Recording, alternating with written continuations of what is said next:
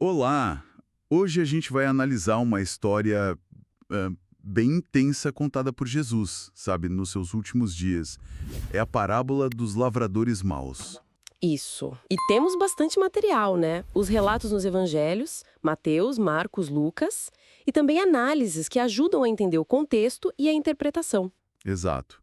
A ideia é destrinchar essa parábola, ver quem são os personagens, o que eles simbolizam e qual era a mensagem principal de Jesus ali, especialmente para os líderes religiosos da época. Vamos lá. Bom, a história começa com um proprietário que prepara uma vinha. E ele faz isso com muito esmero, né? Planta, coloca uma cerca, constrói um lugar para pisar as uvas, o lagar e até uma torre de vigia, bem completo. Um cuidado enorme com o preparo, realmente. Daí, ele arrenda essa vinha para uns lavradores e viaja. Até aí parece um negócio comum, né? Sim, um acordo de arrendamento. Só que aí chega a época da colheita. O dono manda servos para receber a parte dele nos frutos. E é nesse ponto que a coisa muda. E muda para pior. Muda bastante. Os lavradores reagem com uma violência inesperada. Espancam um servo, matam outro, chegam a apedrejar um terceiro. Nossa. O dono insiste. Manda mais servos, até em maior número. Mas eles sofrem o mesmo tratamento brutal. E aqui é fundamental entender onde Jesus está contando isso. Não é em qualquer lugar. É no templo, em Jerusalém. O centro do poder religioso. Exatamente. E ele está falando diretamente para os principais sacerdotes, para os escribas, para os fariseus, justamente aqueles que estavam questionando a autoridade dele. Então a parábola cai como uma luva para eles. Ou melhor, como uma acusação. Precisamente. A simbologia era clara para quem ouvia ali. O dono da vinha é Deus. A vinha, tão bem cuidada, o povo de Israel. Os lavradores, esses mesmos líderes religiosos. E os servos maltratados? Os profetas, todos os profetas que Deus enviou ao longo da história e que muitas vezes foram ignorados, perseguidos, maltratados. Por líderes como aqueles que estavam ali ouvindo. Uau, contar isso ali para eles é muita coragem. E a história não para por aí, né? A tensão aumenta. Aumenta, sim.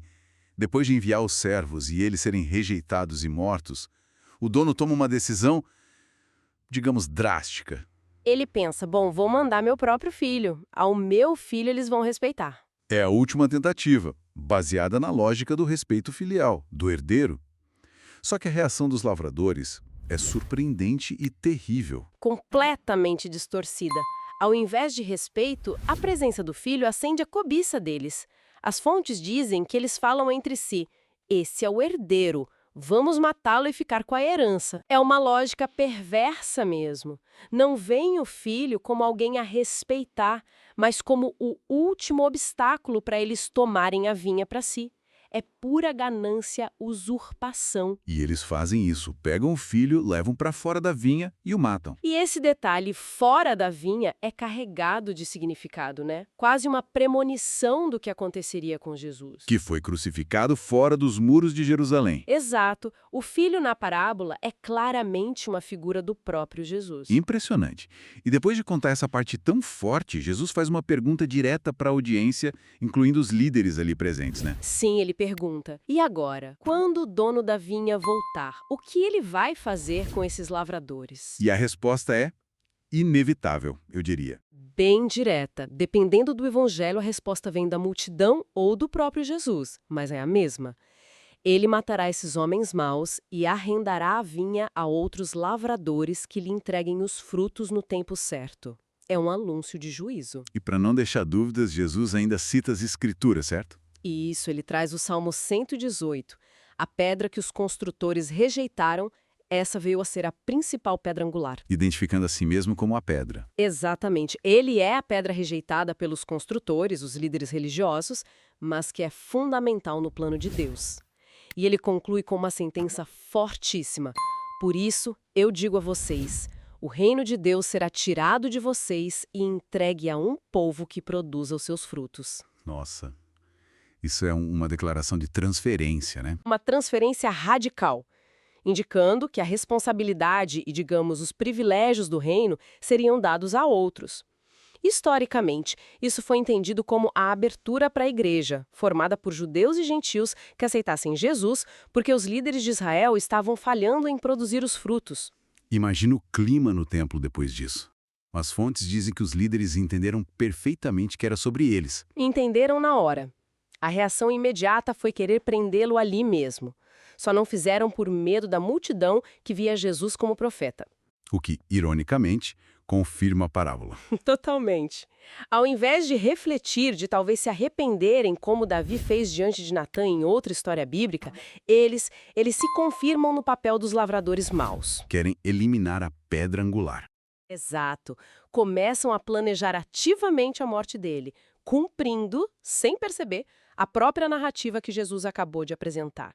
Mostra um endurecimento, uma recusa em aceitar a mensagem e a natureza do reino que Jesus trazia. Que análise profunda.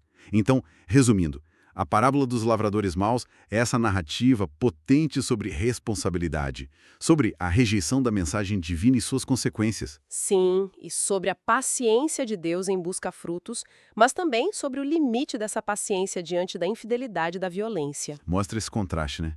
O cuidado do dono versus a ganância dos administradores. Sem dúvida. E deixa uma reflexão importante para nós hoje, eu acho.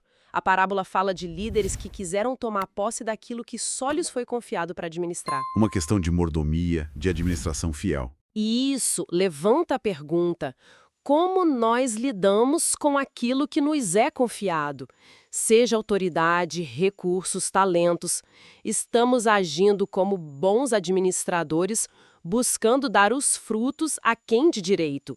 Ou corremos o risco de agir como aqueles lavradores, achando que tudo é nosso? É uma pergunta válida para qualquer pessoa, em qualquer posição.